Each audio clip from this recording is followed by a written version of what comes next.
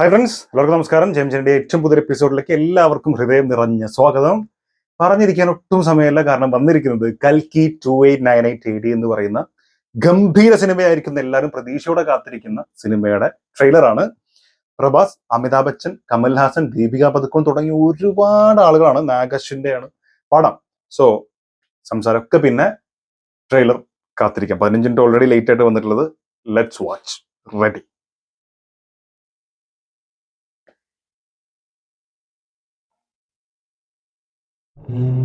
ఈ భూమి మీద మొదటి నగరం, ఈ వరల్డ్ లో చివరి నగరం కాశీ. పైన నీళ్లుంటాయంట. భూమిని మొత్తం పీల్చేస్తే అన్నీ అక్కడే ఉంటాయి. ఈ లోకంలో ఉన్నది కాంప్లెక్స్ ఒక్కటే, దేవుడు ఒక్కడే, సుప్రీం యాస్కిన్. నీలాంటోడు ఎంత మందిని రక్షించొచ్చో తెలుసా? నేను రక్షించాల్సిందే ఒక్కడే.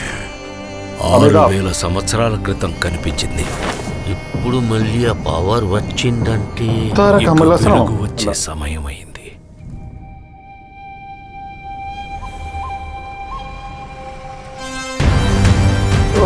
ప్రాణంలో ఇంకో ప్రాణం. నువ్విప్పుడు కనపోయేది మామూలు ప్రాణం కాదమ్మా, సృష్టిని నేను కాపాడుతా. దీన్ని ఎలాగైనా ఆపి తెరాలి. పొద్దున్నే ఫైట్ అండి బుజ్జి. ఎంత మంచి కళ ఉన్నాను తెలుసా? మనం కాంప్లెక్స్ లో ఉన్నామంట. 1 మిలియన్ యూనిట్స్ ఉన్నాయని దగ్గర ఏవీ లేవు. నాలాంటి అక్కడ హీరో తెలుసా? నాతో రా. యూనిట్స్ ఎక్కువ ఇస్తారా? నీకు జస్ట్ నువ్వంటేనే ఇష్టం భైరవా. ప్రపంచంలో ఒకటే ఒక సైడ్, నీ side. Bhairava 5 star bounty. Let's go. Hi hi. నాకు ఆ అమ్మాయి కావాలి. పాయింట్ ఏంటంటే నేను ఒక్కడనే ఆ అమ్మాయిని తీసుకురాగలను. అంత ష్యూరా? రికార్డ్స్ చూసుకో, ఎంతవరకు ఒక్క ఫైట్ కూడా ఓడిపోలేదు. మీ యుద్ధం మళ్ళీ మొదలైనట్టుంది. ఇది కూడా ఓడిపోను.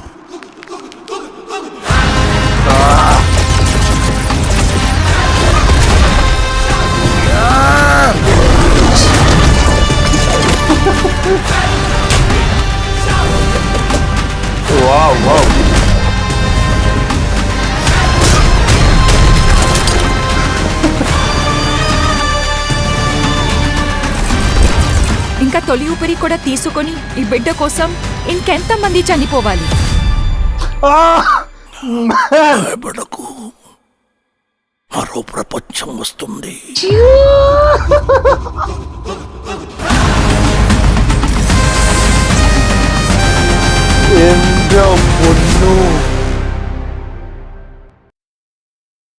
വാവ്!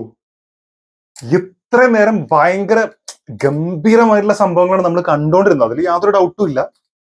പക്ഷെ അവസാനത്തെ ജസ്റ്റ് കമൽഹാസന്റെ ആ ഒരു വരവ്, അതോടെ പുള്ളി മൊത്തമായിട്ട് കൊണ്ടുവന്ന് എനിക്ക് തോന്നിയിട്ടുള്ളത്. എന്തായാലേ ലുക്ക് വൈസ് ആണെങ്കിലും കമൽഹാസൻ ഉലക നായകൻ, പുള്ളിക്കാരനെ നമുക്ക് ബീറ്റ് ചെയ്യാൻ കഴിയില്ല കേട്ടോ. ഒരാൾക്കും ബീറ്റ് ചെയ്യാൻ കഴിയുന്ന എനിക്ക് തോന്നുന്നില്ല. മാത്രമല്ല പുള്ളി ഇതിന്റെ ഏറ്റവും വലിയ ഞാൻ പ്രതീക്ഷിക്കുന്നതിന്റെ ഒരു കാരണം എന്ന് പറയുന്നത്, കമൽഹാസനൊക്കെ ഇതിൽ വില്ലനായിട്ട് വരിക എന്ന് പറഞ്ഞാൽ എന്തുകൊണ്ടായിരിക്കും പുള്ളിക്കാരൻ ഒരു വില്ലൻ ആയിട്ടൊരു പടത്തിൽ ജോയിൻ ചെയ്തിട്ടുണ്ടാവുക? അപ്പോൾ ഇത്രയും സിനിമ ചെയ്തിട്ടുള്ള, ഇത്രയും എക്സ്പീരിയൻസ് ഉള്ള, അതും ചെയ്യുന്ന സിനിമകളൊക്കെ 1 by 1 നമ്മൾ എടുത്തു നോക്കിയാൽ എല്ലാം ഒന്നിനൊന്ന് ബെറ്റർ ആണ്. അത്രയും നല്ല കലാമൂല്യമുള്ള, അല്ലെ, സാമൂഹികമായിട്ടുള്ള കാര്യങ്ങളെല്ലാം അങ്ങനെ എല്ലാ തരം സിനിമകളും പുള്ളി ചെയ്യാറുണ്ട്. അപ്പോൾ ഒരു വില്ലനായിട്ട് ഒരു പാൻ ഇന്ത്യൻ സിനിമയിൽ വരണമെങ്കിൽ അതിനൊരു കാരണം ഉണ്ടാവും. അത്രയും നല്ല ഒരു ക്യാരക്ടർ ആയിരിക്കും. അല്ലാതൊന്നും പുള്ളി അവിടെ പോയി തല വെക്കൂല. അതിന്റെ ഒരു ആവശ്യം കമൽഹാസന് ഇല്ല. സോ പണത്തിന്റെ ആണെങ്കിലും ഇല്ല, പേരും പ്രശസ്തിയും ഒന്നിനും ആവശ്യമില്ല. പക്ഷെ പുള്ളി പോയിട്ടുള്ളത് അത്രയും പ്രാധാന്യമുള്ള റോൾ ആയതുകൊണ്ട് തന്നെ ആയിരിക്കും കട്ടക്ക് നിൽക്കുന്ന, നായകന്റെ കൂടെ കട്ടക്ക് നിൽക്കുന്ന ഒരു റോൾ തന്നെ ആവാനാണ് സാധ്യത. എനിക്ക് ആ ജസ്റ്റ് ഒരു വരവിൽ അത്രയും നേരം ചെയ്തു വെച്ചിട്ടുള്ള എല്ലാ സംഭവവും മാറി എന്നുള്ളതാണ്. പിന്നെ എനിക്ക് തോന്നുന്നു ഇതിൽ സ്കോർ ചെയ്യാൻ പറ്റുന്ന ഒരാളായിരിക്കും അമിതാഭ് ബച്ചൻ.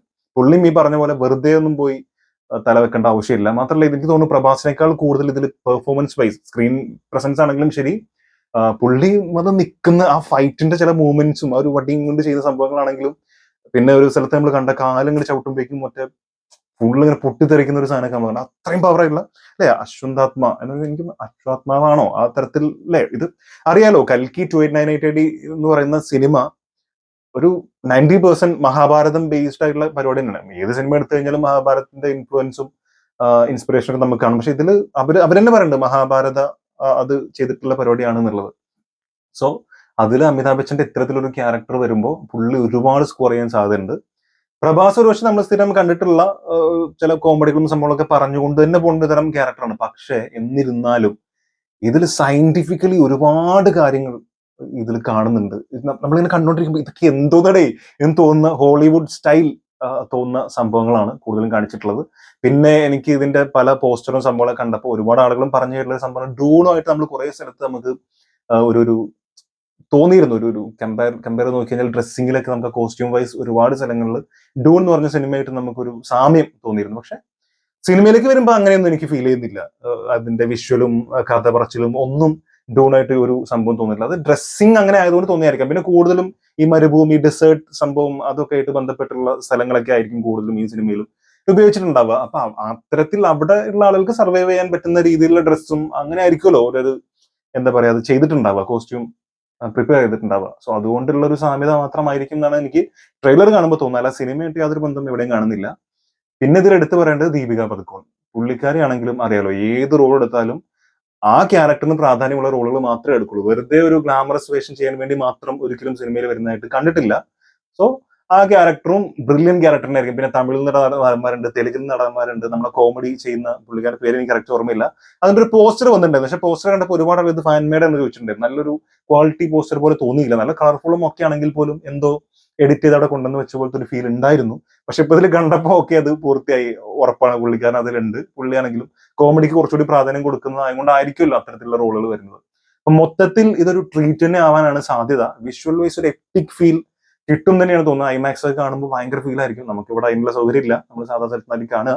എന്നാലും വിഷ്വലി ഭയങ്കര സിനിമോട്ടോഗ്രാഫി ഒക്കെ ഭയങ്കര സെറ്റപ്പ് ആവാനുള്ള സാധ്യതയുണ്ട്. പിന്നെ നമ്മുടെ പ്രഭാസിന്റെ പെർഫോമൻസ്, അമിതാഭ് ബച്ചന്റെ പെർഫോമൻസ്, നമ്മുടെ ദീപിക പദുക്കോന്റെ പെർഫോമൻസ്, അതിനേക്കാളൊക്കെ ഉപരി ഞാൻ ഉറപ്പിച്ചു പറയുന്നു ഉലക നായകൻ കമൽ ഹാസൻ വേറെ പൊളി ഇതിൽ പൊളിക്കും. നായകൻ വെള്ളം കുടിക്കും. അമ്മാതിരി വില്ലനായിരിക്കും. ലുക്ക് ഭയങ്കരമായി. എനിക്കിത് കണ്ടപ്പോ ചെറുതായിട്ട് പുള്ളിക്കാരുടെ ഒരു സിനിമ, സിനിമന്റെ ഒരു നാവിന്റെ തുമ്പത്തുണ്ട് പക്ഷെ കിട്ടുന്നില്ല വരെ. 2 ക്യാരക്ടറുള്ള ഒരു സിനിമ ഉണ്ടല്ലോ, അതിലൊന്ന് ഫുൾ മൊട്ട അടിച്ചിട്ട് വില്ലനായിട്ടും പിന്നെ വേറൊരു ക്യാരക്ടറും ഇതിന്റെ പേര് കിട്ടുന്നില്ല. ഞാൻ ഇപ്പൊ അടുത്തുകൂടെ അതിന്റെ ചില സീൻസ് കണ്ടതാണ്. രാജ് കമൽ എന്ന് പറഞ്ഞിട്ട് പുള്ളിക്കാരന്റെ യൂട്യൂബ് ചാനലിൽ. സോ അറിയുന്നവർ കമലിലൊന്ന് രേഖപ്പെടുത്താം. എനിക്ക് അതുമായിട്ട് ചെറിയൊരു മൊട്ടയായിട്ട് കണ്ടുകൊണ്ടായിരിക്കും ഒരു പക്ഷെ മുഖത്ത് ഇങ്ങനെ ചുളിവൊക്കെ വന്ന് ഈ പൊള്ളിയ പോലുള്ള ഒരു മുഖമാണല്ലോ ഇവിടെ കൊടുത്തിട്ടുള്ളത്. സോ ആ സിനിമയായിട്ട് സമയം തോന്നാൻ കാരണം മൊട്ട ആയതുകൊണ്ടായിരിക്കാം. എന്തായാലും എനിക്കതൊരു ഭയങ്കര സർപ്രൈസ് ആയിട്ടോ. വില്ലനായിരിക്കും ഉറപ്പാണെങ്കിൽ പോലും ഇത്തരത്തിലൊരു ലുക്കും സ്ക്രീൻ പ്രസൻസും ഞാൻ പ്രതീക്ഷിച്ചില്ല. തിയേറ്ററിൽ പുള്ളി ഇതൊരു പടം തന്നെ ആയിരിക്കും. പിന്നെ ഇതിൽ കാണാൻ ആഗ്രഹിച്ചിട്ട് കാണാത്ത 2 ആളുകളാണ്. ഒന്ന് ദുൽഖർ സൽമാൻ, 2 നമ്മുടെ നാനി. 2 പേരും ഈ സിനിമയിൽ ഉണ്ടെന്നും ഇല്ലാന്നും പറയുന്നുണ്ട്. ഡീകോഡിങ് ചെയ്യുന്ന വലിയ വലിയ ആളുകളൊക്കെ ഉണ്ട് തന്നെയാണ് പറയുന്നത്. പിന്നെ ആദ്യം ഇറങ്ങിയുള്ള ഒരു കയ്യിന്റെ ഒരു പോസ്റ്റർ ഉണ്ടായിരുന്നല്ലോ, കുറെ ആളുകൾ വരിക്കുന്നു തോക്കും കൊണ്ട് നിൽക്കുന്ന. അതിൽ കണ്ടു കഴിഞ്ഞാൽ കറക്റ്റ് നമ്മൾ നാനിയും ദുൽഖറും തന്നെയാണെന്ന് പുറകുന്ന ഇങ്ങനെ കണ്ടു കഴിഞ്ഞാൽ നമുക്ക് ഉറപ്പിക്കാൻ പറ്റും. പിന്നെ കാസ്റ്റിലും അത് കൊടുത്തിട്ടുണ്ട്. പക്ഷെ ഉറപ്പ് നമുക്ക് കിട്ടിയിട്ടില്ല. അതൊരു സർപ്രൈസ് എൻട്രി പോലെയൊക്കെ കൊടുക്കാനുള്ള പരിപാടി ആയിരിക്കാം ഒരു പക്ഷെ.